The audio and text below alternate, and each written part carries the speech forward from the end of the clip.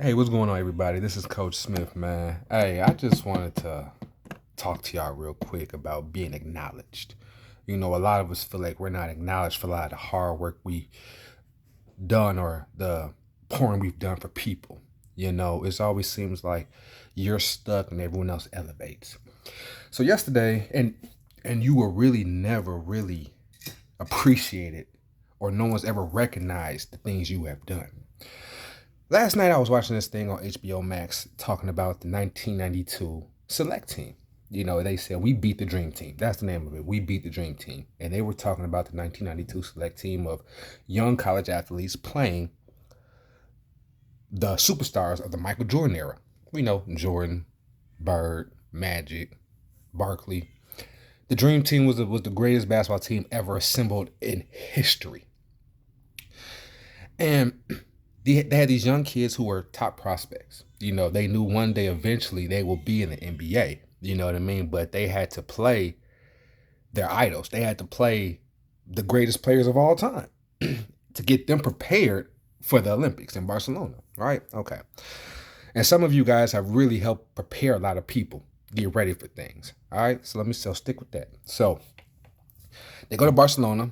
You got Chris Webber. You got Allen Houston. You have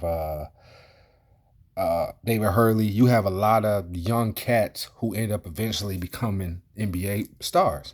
Some of them had accomplishments. A lot of them, people knew who they were. They were coming up in the game. And they were there just specifically to scrimmage against the Dream Team to prepare them.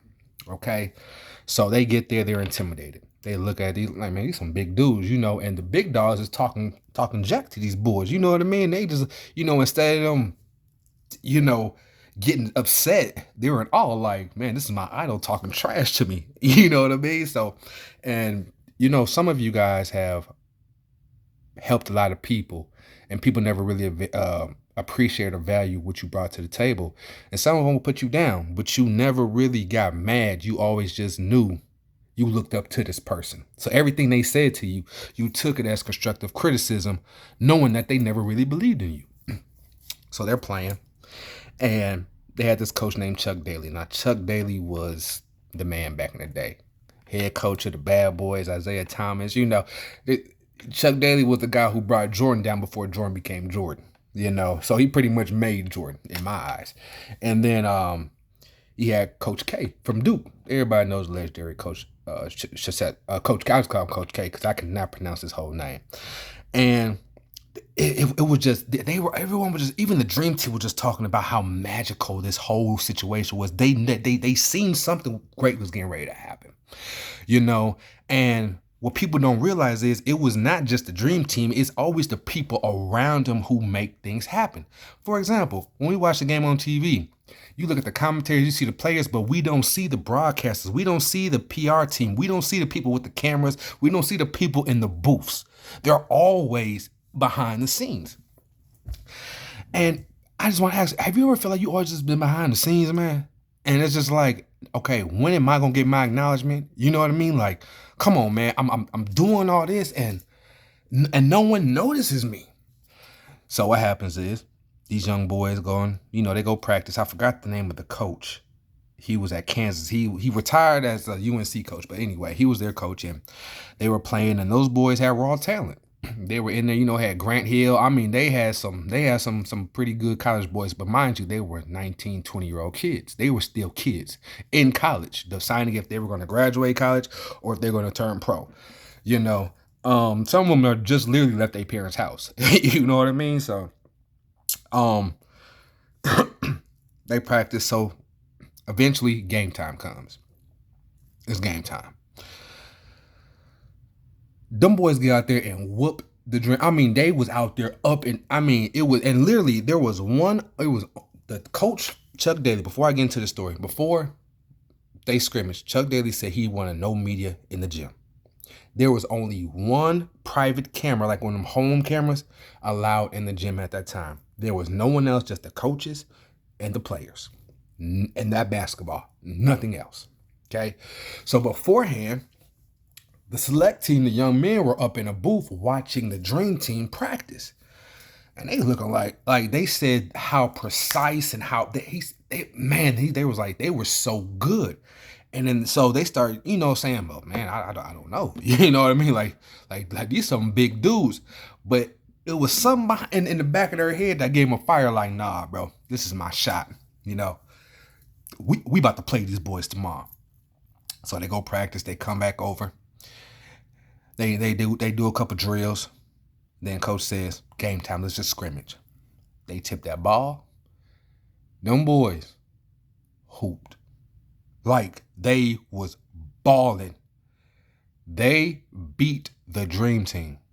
They were the only team to beat the Dream Team. Now, mind you, these are 19, 20-year-old kids playing Patrick Ewing, David Robinson, John Stockton, Charles Barkley, Larry Bird, Scottie Pippen, and the great Michael Jordan. Larry Bird, come on, man. Come on, man. But no one ever knew about it. That's the thing that blew my mind. And the coach in there knew if he would have had cameras in there, people would have got to talking. And that's the thing. See, you got people who are in certain positions who want to keep you in that position because they know if you just get that one little step up, you're going to be the one shining because they know your value. They know what you have. They know exactly what you can do. So they're not going to let no one know what's inside of you. They're going to use you to prepare themselves. And that's exactly what happened. So they go back and, the young boys are talking. They talking smack now. Yeah, we got y'all. We got y'all. And the pros, they kind of upset. They like, man, these young boys, bro, they got us, But what happened was they put their all in something. They got prideful. Now they think they're the best. Mind you, they're there for 1 week. This is only the second day. You have to prepare. There are more games to come against these guys. Next day comes. They said it was a different aura in the gym. They said they felt they was like, this ain't the same tip off and shit. Like they said, bro, there's something off with this whole situation. I don't know. The Dream Team beat them boys by 40 points. The coach had to call the game before the game got to 0. And Michael Jordan played. They said Michael Jordan played so hard. They said Michael Jordan balled. Him and Larry Bird was the two who was balling so hard. Guys on the team started to question if they can compete at the professional level. Literally, that's how bad them boys beat them. And some of y'all, what happens is you have the gift, but then you get prideful. You have one good moment in your life, then you get prideful, and then the best will put you in a situation, and then if you bomb, they'll make you feel like you're not in place. Guys, I'm telling you, when you're in situations like that and you get opportunity and you take off, believe me, there are going to be more opportunities for you. And they're going to be bigger opportunities. And literally, you can't be prideful. You have to stick to your craft. You have to make little baby steps to get to where you're at. Because if you jump, you could fall, just like the Dream Team did. And then when they lost to them boys, because they knew in the next 2-3 years, them guys, the only two guys who weren't there was Magic and Larry.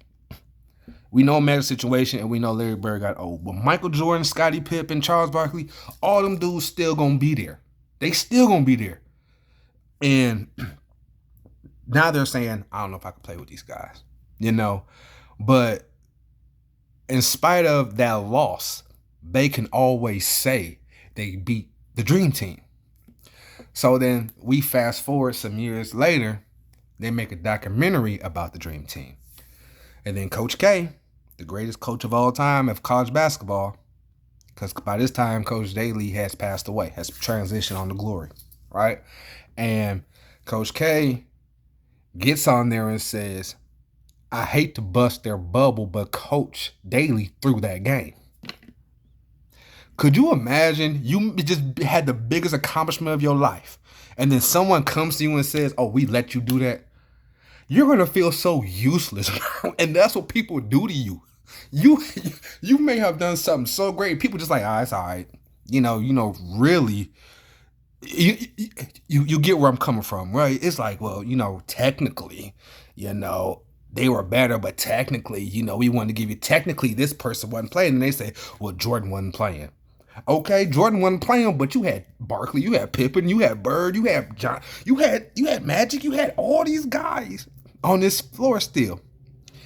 And people said, nah, he threw the game. Because what Coach Daly was doing was, Coach K said it was a brilliant move. And I did take something from this. He said, what happens is we depend on people so much to help us.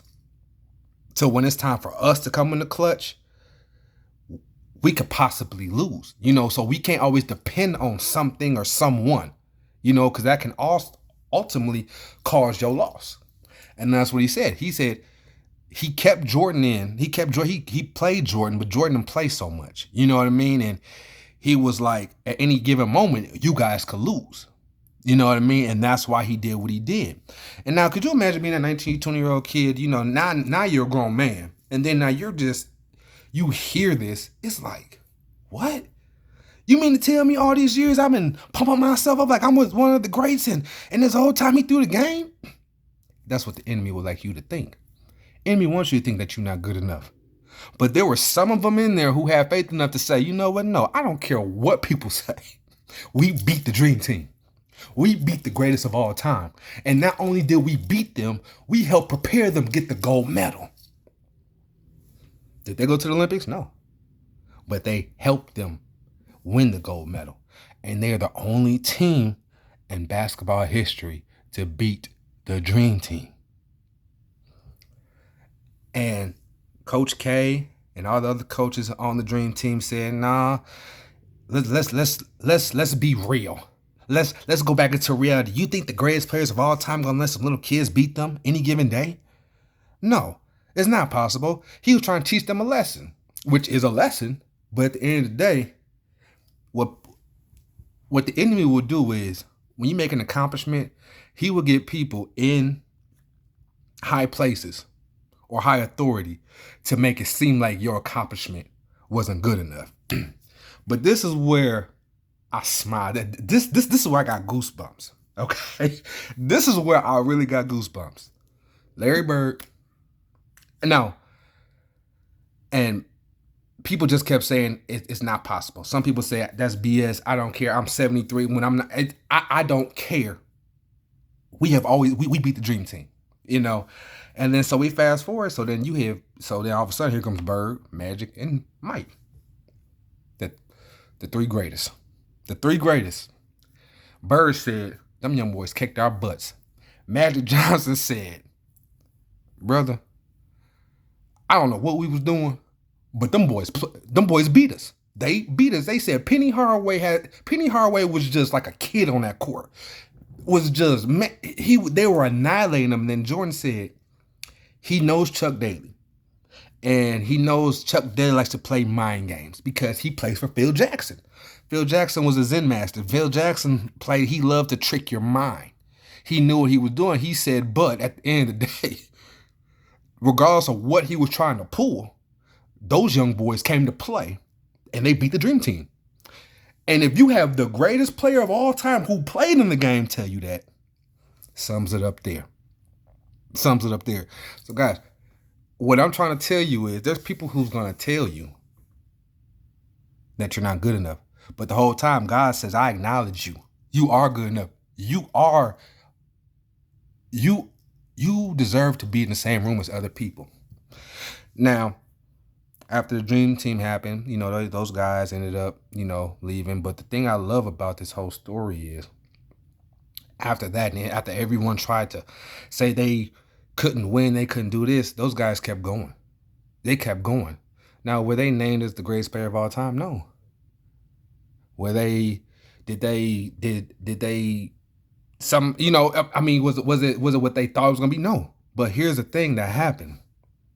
Those guys transitioned and became something better for themselves. It was all about timing and their timing.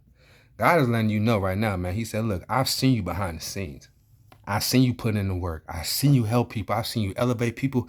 I've seen you give the shirt off your back. I've seen you feed people. I've seen you do things for people that they will never acknowledge you did it for them. You have people who you have given your heart to, but they don't acknowledge your gift. They will always put you down and try to keep you there because they know if you just get your foot in that door, you're going to take off. It's so many people right now whose blessings are blocked because they treated people the way they treated them. Now, one person you've put down, God is literally about to elevate that person. And that person was probably the person was your key, was your connection to get to where you wanted to get to. But now you got to wait because of how you treated someone, man.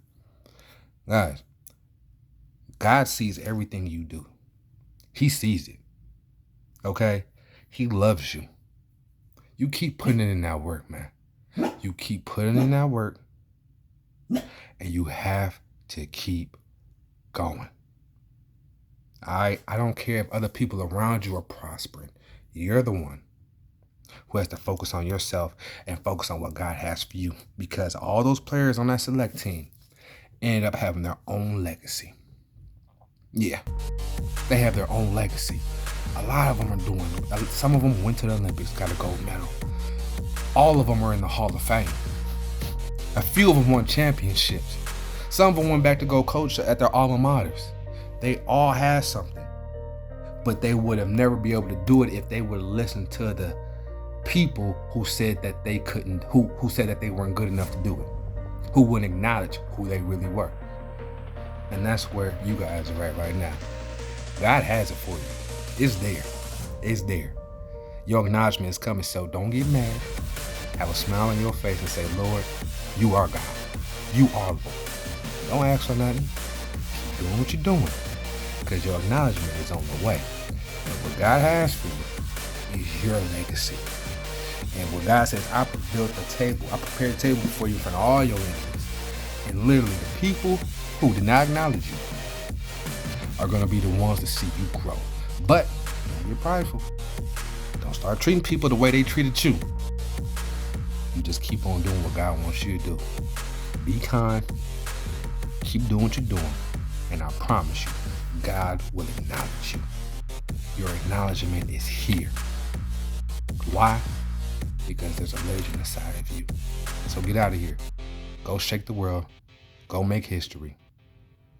And let the world know who you are.